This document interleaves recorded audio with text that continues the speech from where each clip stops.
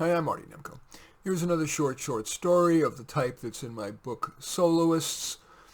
It's called Pig. It was only a month ago when Kat and I were breaking windows at a protest. Her placard read, "Smash the patriarchy." Mine said, "Rage against the machine." Yet today, she and I were sitting at a cafe table, and Kat said, "Rachel, I can't believe you. Face it, you're a sellout." "You don't understand," I begged. "Do I really need to hear your rationalization?" Kat said. I didn't know how to respond, so I just sat there, and she sighed, "Whatever." And I summoned just enough courage to tell her what happened. I explained that the Economic Justice Forum was paying me so little that I could barely pay the rent, even without unexpected expenses. And when I asked for a raise, my boss said, "Don't you realize how lucky you are to get paid at all to work here? It's not like you're a fundraiser bringing in money. You're a cost item. Most people here are volunteers."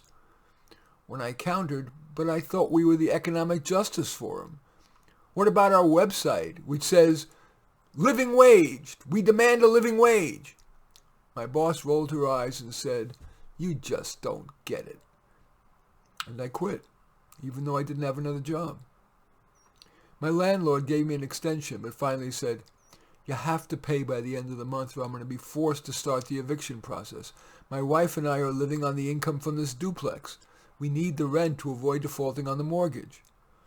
So I looked for a job at other nonprofits, but none of the two that granted me an interview paid their admins a middle-class wage.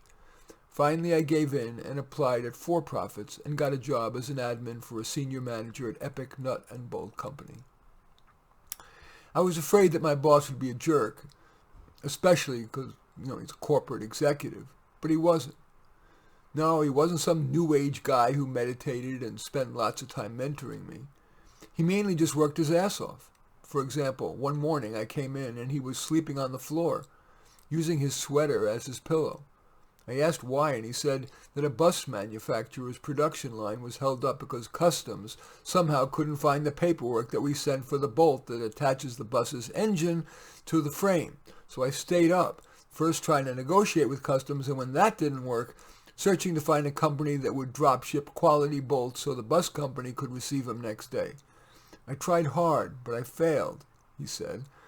And at 3 a.m. I was too exhausted to drive home, so I slept on the floor. I had to respect the guy's work ethic. But Kat sneered. "Typical capitalist values. Urgency, no work-life balance, pig." I stared.